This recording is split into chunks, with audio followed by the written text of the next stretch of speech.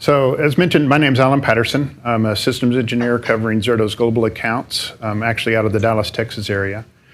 I'm kind of the one presentation that doesn't really have identity or protection in its descriptor, so I appreciate everybody showing up. I'm really going to talk about what happens after things go bump. What happens when the things that we have in place in front of getting compromised don't work for us. What happens when we get a day zero attack? How things are evolving from those attacks, and then what can we do to recover quicker?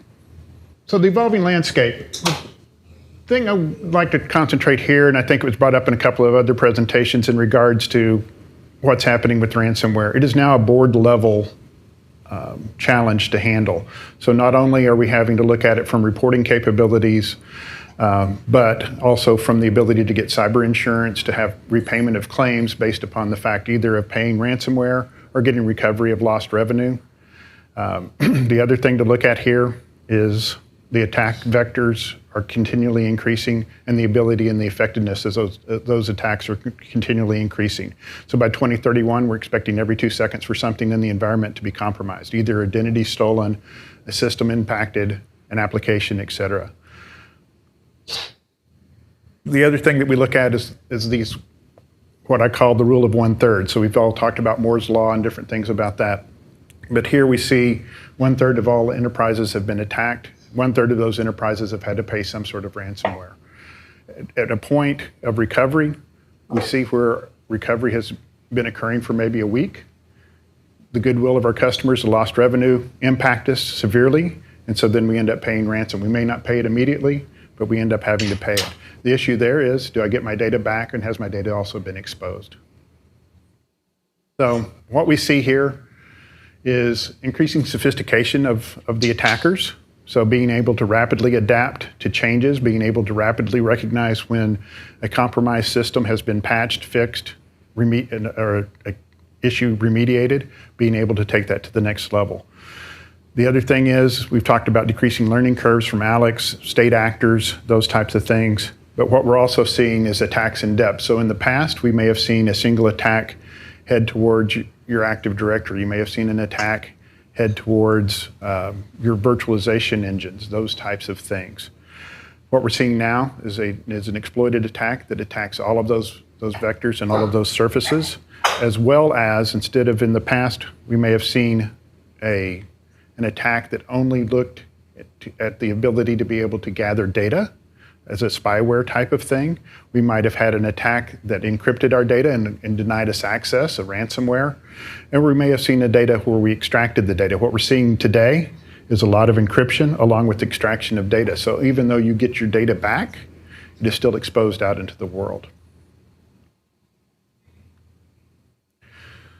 So traditional pain points versus modern recovery. So I took this picture on the left-hand side of the screen today. This is the parking lot across from my hotel room. This is kind of what we see in traditional backup and recovery techniques. We take various different snapshots and copies of our data. We combine it together as closely as we can and stick it into some sort of slow storage. So in this case, I have deduplicated my data, I've compressed my data, I've put it back on very slow storage. So if I needed to quickly recover from this environment, every car has to come out, I have to lower it to the ground, I have to move cars out of the way, park different cars back in to get them out of the way, move different things around. As compared to the F1 grid, all the cars are started, all the drivers are in their car, they're ready to go as soon as we have capability, as soon as the green light is given, they're ready to go off and running. So traditional can take a lot of time to be able to have all those moving parts. It's also operationally complex. You can see all of the complexities there, being able to raise lower cars, being able to have people come in. Again, on the other side, just ready to go. So ransomware recovery and ransomware resilience. We need the ability to replicate our data consistently. We also need the ability to detect changes in that data. So we need to have something that can be real-time examining those data streams, being able to determine entropy of data, different things like that, to identify possible intrusions to our data stream, and being able to alarm and replicate to that. The other thing we need to be able to do is isolate and lock. So in most data structures, we talk about being able to mark immutable copies and having an offline copy, and even being able to go to a vault or to a clean room where we're secure. We're outside of the normal management platforms and management planes that we have within there. The other thing is also being able to test and recover our data, being able to run deep level scans, being able to run simulations of attacks against our actual operational data to see what happens. And so not only are we attacking possibly a gateway, firewall, other resiliency techniques that are out there, but I'm also able to have my application tested at the same time. So I can have a full stack test versus just a penetration test against this particular component. The other part to this that is very critical is the part in the center, being able to provide continuous data replication and protection, and being hybrid, being able to react to things that happen in our public cloud space as well as within our on-prem space, being able to handle physical servers, being able to handle virtualized workloads in our on-prem environments. So any app, any cloud, any threat. Any threat meaning I need to have granularity of recovery. If my blast radius of an intrusion is a simple file level intrusion, I need that capability to go to retrieve a file. If I have a full data center intrusion, I need the ability to be able to call back that entire data center's worth of applications and data. So, what are some of the pain points that have been experienced in traditional recovery methods? I don't focus so much on the dollar figures. Those can vary based upon your environment, your customer base, how much you pay a person to come in and do recovery for you. I do pay attention to that, to the days, to the time frame that it takes. And what we've seen within our research, the average recovery time from an attack is 21 days, 3 weeks. That includes the time that it takes to go and grab the backups, to remediate things. So in a traditional environment, I may have daily backups. I have to be able, that one backup may have completed at 2 a.m., another may have completed at 3 a.m. I have to remediate between those two to get everything in my environment realigned. So do I take out transactions from my relational database? Do I resolve things in a system of record that may be a file server, those types of things? I have to remediate those to get them back in place. So about 21 days. We heard in Alex's keynote yesterday that there are still people that are still trying to mitigate SolarWinds attacks that occurred, 2 years ago, I think now? So we still have some of those issues. So being able to resume operation at scale. So again, I spoke about granularity earlier. The various different types of attacks can come in and again, simply impact a simple file, a volume. You may have certain workloads that are impacted, but not others. You may have people that go in and compromise your entire environment. So one of the things to look at today, so I was notified today, Nordic Cloud, it was a service provider that got hit. Yes, that got hit on the 18th. It got reported in the register yesterday. They were completely wiped out. They cannot recover their customers' data. They are not able to pay the ransom. It impacted all of their operational systems, all of their what I would call software infrastructure systems, their identity management systems, their DNSs, virtualization, everything within the environment was compromised. They have no way back. So being able to provide that level of full site all the way back through file level, being able to have application-centric recovery, so I don't have to do those things of remediation between various different applications. Everything can come back at the same point in time. The other thing is being able to react to changes in the environment. What we have labeled here is scale-out architecture. But throughout the life cycle of infrastructure, I'm going to be bringing different components online, transitioning them in, taking different components offline. I need to be able to understand those changes, automatically react to them, and be able to continue protection within that environment. The other thing that we see is data loss. In a traditional backup environment, what we see is it is impactful to my running applications. So I limit myself to how many times I can take a backup. I take a backup maybe nightly. I have a full backup that I take maybe once a week or once a month. The rest of those are incrementals. To be able to pull the data back, two things occur. Number one, I may have a 24-hour gap from when my last backup was taken. Secondarily, I'm losing data because I'm not able to have my application functional as I combine all of those backup components, the incrementals, back together.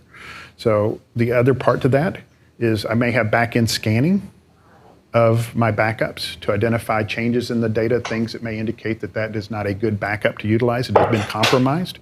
Those will also take a day or two. So what we generally see is somewhere in the neighborhood of 32 hours to 48 hours of data loss just by having to remediate back to a traditional backup environment. So how do we solve that? We look at things for always-on replication. So when I say always-on replication, what we want to be doing is capturing block-level changes as they occur within the environment, not waiting for a specific point in time and taking a snapshot. We want to be able to insert checkpoints within that data stream and be able to recover rapidly. So instead of having RPOs in hours or days, we're looking at RPOs in minutes or seconds. Applying a journaling technology. We've had journaling technologies around for quite a while, both in data stream and things such as transaction logs within a database. Being able to roll back through those transaction logs, being able to identify a good point in time. So being able to roll back and forth, similar to a DVR. So I go and identify a checkpoint that I want to go to. I bring it up, I test it, I remediate it for the ransomware or whatever attack has hit me. Then I'm able to bring it online.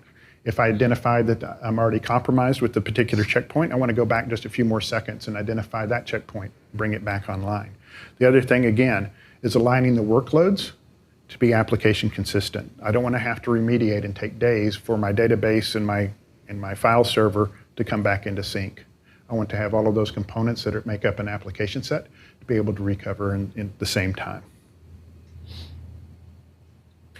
The other thing, not necessarily dealing with recovery, but dealing with the ability to protect ourselves, is testing. So in traditional models, testing is very disruptive. We may have planned for a ransomware recovery test, but what I have to do is go and identify what backups am I going to use for both my baseline boot infrastructure to bring up my environment, what backups can I use to be able to recover my applications, those types of things. What I've seen in the past is companies that will have a deadline of, let's say, September 15th. They would already be doing planning now 2 or 3 weeks in advance to identify the systems that they would use. So if I'm having to plan 2 weeks in advance for a test, what happens to my environment when I'm under stress, when I've been impacted? What can I do there? Also, there's a large administrative overhead of identifying all these components, getting all of the interested parties engaged, being able to span the gap between infrastructure, operations, and application development and application servicing. How do all of those people get involved? And then there's also challenges with testing. If I've had an attack, where do I bring that environment up? How do I isolate that environment from the rest of the world? So again, if you go and look at the Nordic Cloud, what they were doing physical moves of servers. Something got impacted while they were doing their move. Then they had an anomaly in their settings, and it allowed their networks to cross-communicate, and that's what was able to get into the entire environment. So by being able to isolate testing and being able to isolate when I come up, also being able to preserve that environment for forensics. So we've heard a lot about keeping logs and being able to go back and see what happened and what occurred. Those types of things, we're able to move forward with that. So again, being non-disruptive in testing, automating the reporting that came out of that test. What changed? What actions were taken? How long did those actions take? It helps me in 2 different ways. Number one, with reporting, I'm able to go in and identify how long should recovery take when I'm in an actual environment. How long, what am I seeing as far as changes? What happens when I need to go into new networks, different things are attached, et cetera. The other thing that allows us to do, again, as I mentioned, is data forensics. I'm able to keep a sandbox environment as well as do full recovery into my production level environment. Being able to provide both recovery as well as what happened. And then again, being able to do the deep level scanning, being able to do attacks across my full stack is unique in the environment. So being able to have that capability of where I haven't necessarily cloned workloads, but I'm able to spin them up in a sandbox, being able to have limited access into that sandbox, defined based upon your criteria and how you want to work with it, and bring that back in. Okay.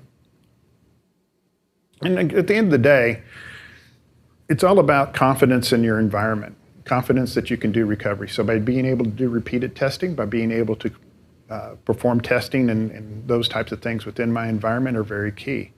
Knowing that I have the ability to recover, that I have a way to bring back applications, that I have a way to bring back files, that I have a way to recover an entire data center, being able to work with that, and then also having the back-end forensics capability are very key. So what we have found, again, is most companies either don't test, they attempt to test on a yearly basis. If they do test, it generally comes out, oh yes, we had a successful test, except for, and then you get some string of somethings, but we know what happened, so we can recover. Well, they may know what happened, but it's going to be another 2 days to remediate those things when they actually have an event. So this allows, by having continual testing, being able to go back and work with that, allows us to have confidence in our environment and what's going on. And just to kind of give you an example, so this is an example that Zerto did run. So testing some cyber vault capabilities. So last known good copy, 32 to 56 hours old. So that's our data loss to begin with. So last backup, maybe 24 hours, maybe 32 hours from the time I get to it. That 32 to 56 hours includes back-end scanning of the data. So in today's backup environments, generally we have a scan of the data as it's being written, and then we have a back-end file level scan of the data as it exists within the vaults. The time to restore, 16 to 18 days. So if you remember back to the picture that I had of the cars in the parking garage, I have to bring those out, I have to rehydrate the data, I have to remediate when a particular backup component completed on maybe a database versus when it completed on a file server. The other thing is, in traditional backup today, a lot of times on our databases, we're only copying the database data. So to do a full database recovery, if my entire system gets wiped, I have to go find the operating system, I have to go find a database engine that can run my database, and then I have to install that database and that database data back in space. The other thing is, I may not have all of the indexes and all the other stuff that makes it run efficiently. So now I have to go back through another cycle to make everything run more efficiently within my environment. So you can see here, 16 to 18 days to restore. Ransomware impact, 20 plus days, 21 days, as we mentioned on the earlier slide. With Zerto, what we're able to do, since we're doing continuous data protection with journaling and all those things that we talked about being an item that we would look at, to go into the vault, we're opening up a firewall, being air-gapped, asking for data about every 4 hours. So the length of data outage is 4 hours, depending on what you want it to be. Time to restore, we talked about being ready to restore, having the drivers in the car, having the car started, being able to bring back an application up in 2 hours. So the total impact is 21 days versus about 6 hours at scale. And so this was an example, as you can see at the bottom, 300 VMs and 300 gigs of data that were there. So the modern techniques, Zerto is one of the tool sets that are here. We have other tools that are out there that are able to bring forward these rapid recovery things, being able to identify the blast radius of what changed, being able to have the granularity to go in and grab that data, using continuous data protection versus traditional backup, so there's no impact to your production, being able to capture that data, insert those checkpoints, and so I'm only seconds of data loss in a real-time environment, and then also being able to isolate and vault that into a clean room and being able to do a clean room startup. Because again, if you're impacted and you get totally wiped, like Nordic Cloud did, you're going to have to go back in and look at your systems at a very base level, be able to recover those, be able to mark them as clean, run your remediation there before you can bring them back up to do application servicing again. So there's a lot of different moving parts as we move through these things that, that having a vault, having it isolated, then being able to go back out is useful.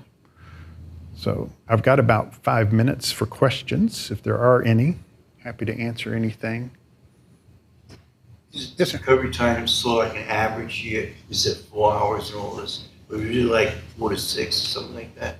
Yeah, so the recovery time there, so the data loss time is just how often, so this was a vaulted solution. So when we talk about vaults, we're talking about a couple of different things.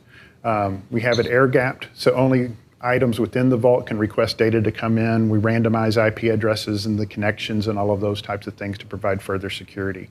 They're also outside of the normal management plane, so I do not cross-communicate with an Active Directory controller. I don't have any cross-connection of networks. Most of the components within that clean room are turned off until I need to perform a recovery. So that 4 hours is dealing with the time that, how much time I take to go request data and pull it across.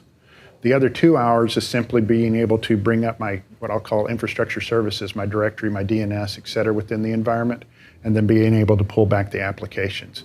So by having application alignment, I remove the need to, again, remediate between different backup points and different things that have occurred within the environment. So that's, on average, of what our testing was 4 hours of data loss because of how often we open up that data stream, and then 2 hours of recovery. So the other thing to think about, whenever you have a ransomware event, it's going to be treated the same as you would if you had a disaster recovery event within your environment. So if I had a last mile fiber cut or power outage to my environment, in the case of my case, I'm from the Dallas area, the issue that we've had over a few different years has been snowmageddons. So we have 2 or 3 inches of snow, ice, and everything else. So in Dallas, it's going to snow tomorrow, so we cancel school, right? So now I have snow on the ground. Well, that's great. I've got a data center. It's got generators, et cetera. In some cases, for some of my customers, they couldn't get diesel fuel to their generators, and they had to back out of their current data center and move. And so we have quite a few different customers, one of which we got a good testimonial from for a banking industry that's in the Houston area. They were able to relocate their entire environment after outage in 4 hours. So that's just to give you an idea of how quickly we can recover and do those types of things. Alan, as you're going out, what are some of the things you see various customers doing to help against ransomware, protecting against the kind of tricks, trade that some customers doing? The things that they're doing today, so you've got 101 different tools to protect on the front end, and they continue to invest in those tool sets. The thing that I see, because I'm kind of on the back end side of that, is again, integrated testing with all of those tools. We were talking earlier about, we have SEC mandates for testing, we have SEC mandates for reporting now. We have cybersecurity insurance mandates of what we can bring in and what we don't, for both not only for upfront protection, so I think again, Alex mentioned that MFA gives you a discount on your cybersecurity insurance. Same thing for us. As long as we have a cyber resiliency plan for recovery, then it will reduce that. But it really comes down to the ability to test and the ability to show recovery quickly. How often are people actually doing testing? So right now, by default, my systems are at 3 months. So they can run a non-disruptive test every 3 months. It really depends on who you engage. So a lot of times what we find is the infrastructure and operations folks that have control of the applications will run a quick test. Does the system boot? Does it run? But getting the application teams involved, application developers involved, those types of things. The other thing that you want to be able to look at, though, that kind of struck a chord, is by being able to do these tests, we can also go in and apply patches within the environment, be able to pull those patches back out, identify changes. So run your pen test, then go apply patches, see if that patch actually fixed what you're doing. And then just recover back to the original production system without impacting production. Got one at the back. Thank you. What does testing mean? In other words, how do you avoid a false sense of security when someone says, yeah, we've tested? So testing is for most cases, it's just for recoverability. And when I say recoverability, it's more along the lines of, did I come up clean? Have my services restarted and connected? That's the level that most of our operations teams can check. Depending on how sophisticated, I guess, the developer community is, they may have additional tests that they will automate and run, like do a QA test against, those types of things. For regular testing, I don't see it go that deeply, maybe once a year. For full up, everything's tested. In this case, I guess it kind of goes back to your casket. We're seeing more CISOs and the security groups get involved. A lot of backup recovery teams are now underneath the CISO in order to provide full recovery there. But being able to come across, being able to run the pen tests and those types of things, I see maybe once every 6 months. The other thing that's happening, because of the sophistication of the intruders and the bad actors and the rapidness of what's happening, you have started to see at the infrastructure layer, meaning when I say that, I'm talking about the software. So we have software-defined storage, software-defined networking, and software-defined identification management. All of those things have to be up and running to provide you with your environment. We're seeing rapid changes in those environments, and then all of the systems that plug into those environments have to change as quickly. So in the past, we might have said, from the time of this release, we have 90 days in order to be able to come up to speed. We're now seeing that that needs to be 2 weeks or a week, depending on the level of change and what's happening, just so the environments can be automated and continually updated. And then along with that, it goes back to testing. If I go from release 8 to release 8.1, what happens with my environment? Am I still successful? Can my system still run? Because we have legacy debt all throughout our environments, either legacy debt hardware-wise, legacy debt application-wise, and that legacy debt can eventually catch up with us, so we need the ability again to test. So, yes, sir. So infrastructure is one thing. I know there's a lot of focus on that, but what about the endpoints? What are people doing regarding that? So, Cover that quickly. So it depends. So on my side, I'm really looking at infrastructure applications and not necessarily a compromised endpoint. So I don't see those as often. So about the highest I would get into that space would be a virtualized desktop type of environment. And we protect that just like we would any other enterprise workload. So, but yeah, if your phone gets impacted and attacked, we see that more as an attack vector on our side than I do something that I would recover. Yeah, I'm just thinking of, ransomware is like if they encrypt all your, laptops and desktops or whatever, and it's not virtual, it's, Yeah. what do you do? Yeah, so I'm more back towards the data center side. Gotcha, okay. Yeah. Yes, sir. How's the performance with the always on? So there is no real performance impact. So what we're doing is being able to, as production systems write data, more like a network sniffer, be able to copy that data as it occurs, grab it. Once it's committed as a valid write into the application system, then we pull it off and replicate it.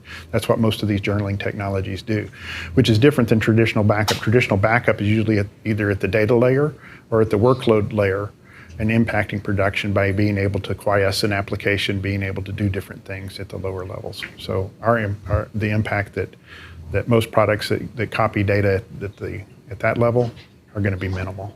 It just depends on where it's inserted inside of the data stream. So some are inserted at the virtualization layer.